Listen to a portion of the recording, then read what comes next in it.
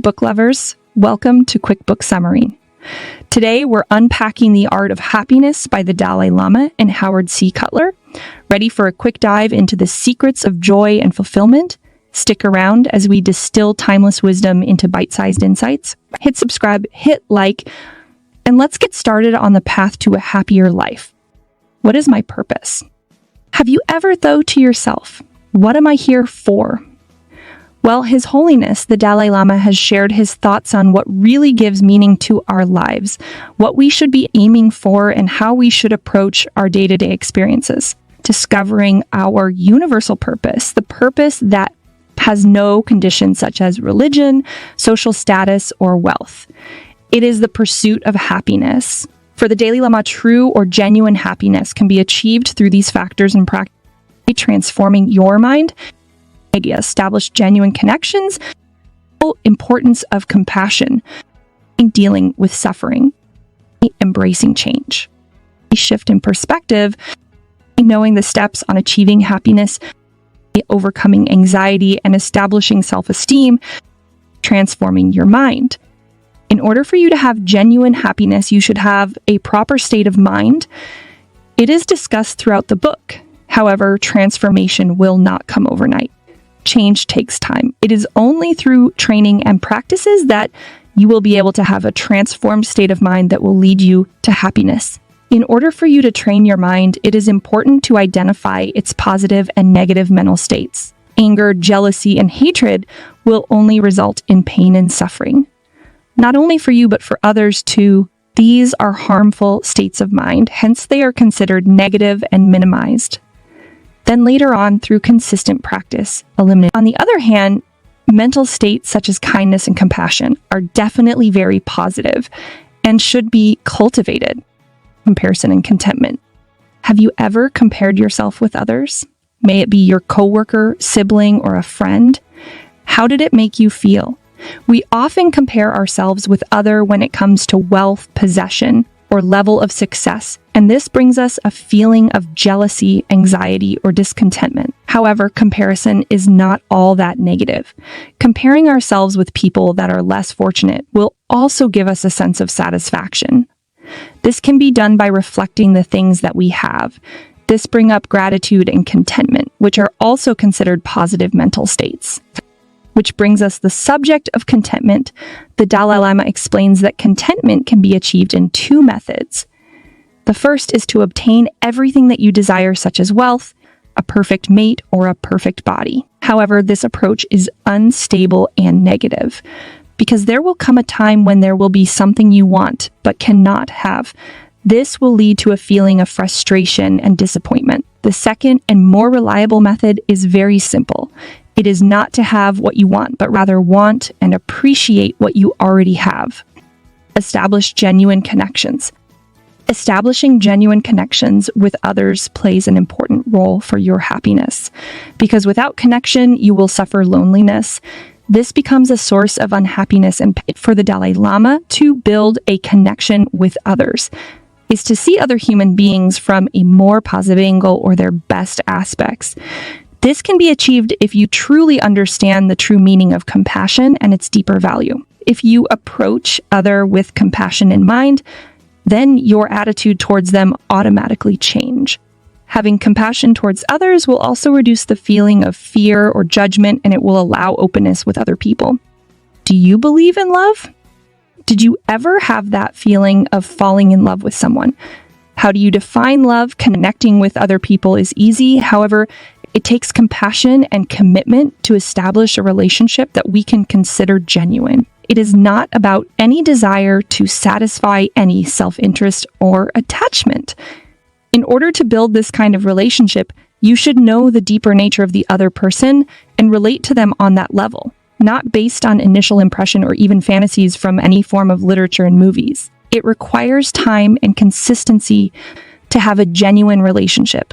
Just as Mark Twain said, no man or woman really knows what perfect love is until they have been married a quarter of a century. Importance of compassion.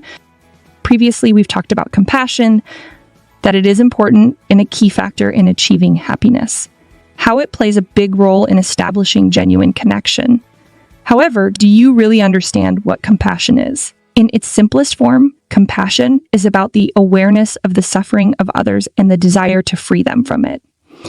Imagine you are riding a taxi and the driver overcharged you. How will you react? With the thought of true compassion, you will place yourself in the taxi driver's situation, things that you have in common and the differences as well. What might be the factors that may lead them to do such act? You don't justify a misdeed, but this way, in looking at the situation with other people's perspective, you somehow free yourself from hate and anger towards them. This is one way of eliminating a negative mental state, which is a key factor in transforming our minds. Compassion has no attachments. What if the people you consider a friend or loved one did something bad to you, got in a fight, or a disagreement took place? Anything that would make you angry, your initial perspective to that person changes and the love and concern you had towards them turns into hatred. When you only care to those people who you love or consider close to your heart, it is attachment. The Dalai Lama believes that relationships that were built from attachment are unstable. Genuine compassion, on the other hand, have no identification. Rather, it is the belief that everyone deserves to be happy and should be free from any form of suffering. It is our right, whether you consider someone a friend or an enemy, you wish them happiness. His Holiness uses a fish as an example. If you see a fish has stuck its mouth in a hook, try placing yourself in its situation. You know that you will not be able to bear that kind of pain. In that case, you did not identify that fish as your friend. You're just basing your compassion in the fact that fish also has feelings, can experience pain, and has the right to experience such suffering. This type of compassion is genuine. There is no desire for self-interest or any sort of attachment. If you are able to cultivate and practice this mental state, that is genuine compassion. Dealing with suffering, you are not alone. Suffering is a natural part of our lives, but we often ignore or resist to admit this fact. The biggest problems in our lives are the ones that we will inevitably face, like old age, illness, and death. Ignoring these problems is just a temporary solution. For the Dalai Lama, a better approach is facing them instead. Try to reflect on the problems that you will be facing. Accept the fact that they are just around anywhere and anytime. This way, you can mentally prepare yourself for it. It will help you cope with the problem when it finally comes. This will reduce the feelings of fear, frustration, and so on. In a way, you need to build some kind of tolerance with suffering. If you continue on ignoring this fact, when it eventually arises, you will get overwhelmed by it and depression would in.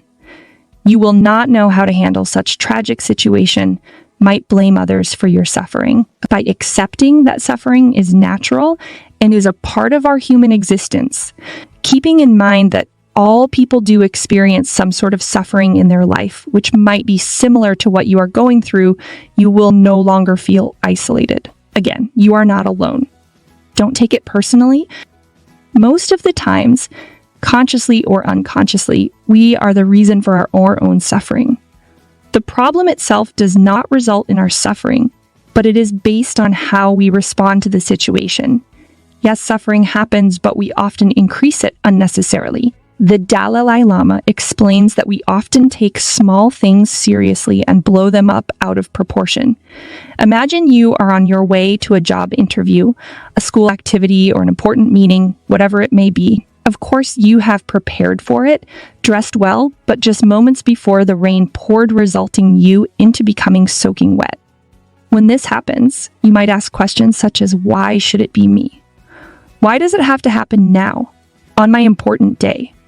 Your anger and frustration might affect your current state of mind and will eventually distract you from the important thing. You are just focusing on the problem, not on finding a solution. If you accept that rain happens, and when it rains, things get wet, you are more open to accepting that it is a universal occurrence and it has nothing to do with you. You just gave it an identity, some kind of personal attachment. That's the reason that you're suffering in embracing change. We also increase our suffering by repeatedly clinging to our pasts, our bad experiences, painful memories that we are replaying in our heads over and over again, keeping them alive. The more you think of anything, the more it gets powerful, gets intense, this will only bring you more pain, and more pain means increased suffering.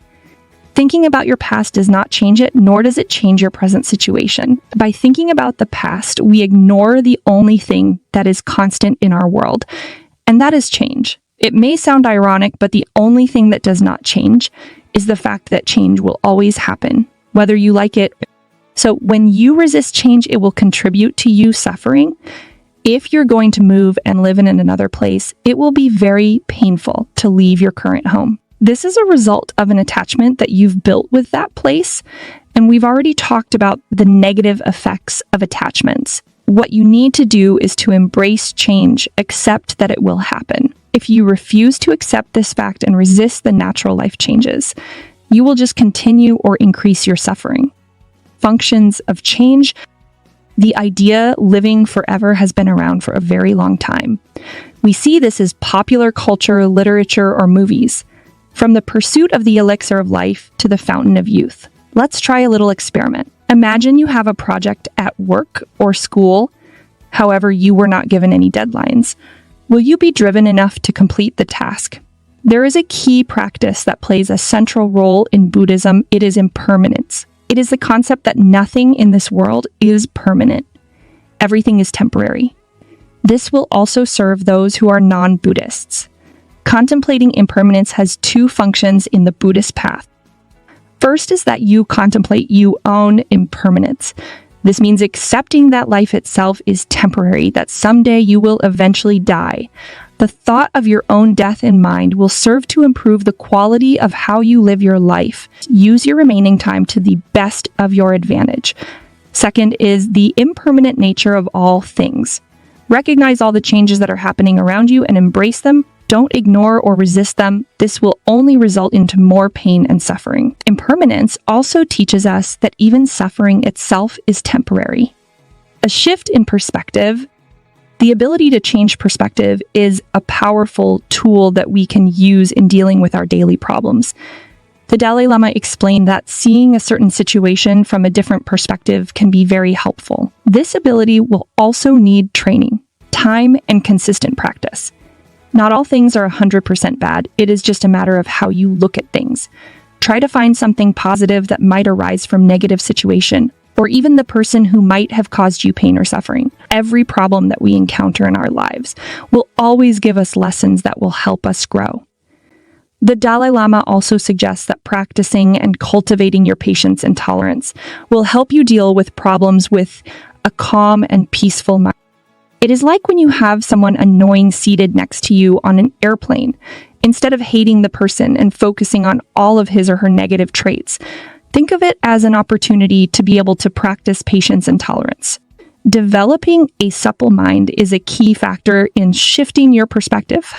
This will help us address our problems from a variety of perspectives. This will also contribute to easier acceptance of change. By cultivating a supple, flexible mind, you are already preparing it for many changes. Even a single situation can be seen from 100 angles and can be solved by 100 methods. However, when finding a solution to a problem, you should always keep it in balance. Avoid extreme measures to enforce a solution. Instead, find a more positive solution that can benefit not just yourself, but others too. The Dalai Lama suggests to address a problem from a various viewpoint from the individual level, community level, and global level. This is what a suppler, flexible mind is. A shift in perspective will also help you in dealing with pain and suffering. The Dalai Lama profoundly explained that the proper way in dealing with pain and suffering is finding meaning behind them. When experiencing pain and suffering, you must be aware of the situation. Do not ignore it. This way, it will help you to cultivate empathy for others. You can relate to other people's suffering because you have experienced it for yourself. Suffering is not all bad as we see it. Steps on achieving happiness. As we talked about earlier, it takes time and training in order for you to achieve genuine happiness. Aside from training and practice, we should not ignore the first step from where you should begin. It is through learning. Remember about identifying the positive and negative mental states. Now that you are equipped with knowledge, this will help you develop conviction of the need to change. This is the second step. Next, your conviction transforms into determination. Your determination will inevitably turn into action, but this doesn't stop here. The final step is you must exert the effort to establish the change that you wish to achieve, not just change, but anything that you want to accomplish. Even though the steps are given to you, it is not easy to overcome the obstacles that you might encounter throughout your journey on achieving happiness. You might get lazy and lose focus on your goal. So the only solution for it is to be constantly aware of the destructiveness of negative behavior. Remind yourself of its negative effects and why you want to eliminate them. Also, always remind yourself of the benefits in cultivating positive mental states. This will give you enthusiasm and consistency throughout the journey. Speaking of consistency, making your actions as a habit will develop consistency. Familiarize yourself with your positive actions. Through constant familiarity, you can establish a new set of habits. The Dalai Lama also pointed out to set realistic expectation on what you are pursuing, what you are working on. If your whys are left unchecked, you are bound to disappointment. Disappointment will lead to discouragement. Your determination will die down until you no longer have the drive to finish what you have started. So again, constantly remind yourself of the reason behind your actions. Honesty is the key in overcoming anxiety and establishing self-esteem. Are you afraid of judgments, failures, or appearing foolish in front of others? This is a common fear most people have. That feeling of uncertainty towards self and insecurity are the reasons for most people to experience anxiety. Whenever you pursue validation from others or any external factors, this will not just kill your self-esteem, but this will bring you more pain and suffering, two of the biggest obstacles for happiness. The best way to establish your self-esteem and confidence is to be honest. Be honest about your capabilities, limitations, and accomplishments. This will shield you from any fear and anxiety caused by frustrations and disappointments. Some people suffer from self-hatred because they failed to live up to their imaginary self-image. Some have thought about suicide just to free themselves from suffering, which is a very extreme and unguided measure. On the other hand, if you are honest to yourself and others about what you are or are not capable of doing, that can be your powerful weapon against anxiety and self-doubt and establishing self-esteem and confidence. Knowing that you did your best, even if you failed, you will have no regrets. Basic spiritual principles. The art of happiness has many guidelines to follow, however. These are all essential in achieving our one universal purpose, and that is to be free from suffering and to have a genuine, long-lasting happiness. Key factors such identifying the source of happiness, which are the positive mental states such as loving kindness, tolerance, compassion, and many more. Being aware of the underlying benefits of these positive states of mind and putting the right effort in cultivating them, building a genuine connection with people with the thought of compassion.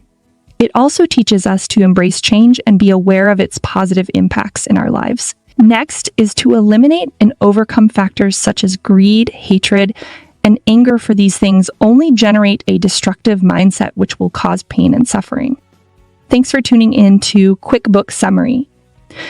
If you enjoyed our quick dive into the art of happiness, hit subscribe for more insightful reads. Remember to like this video and share your thoughts in the comments. Until next time, happy reading and stay inspired.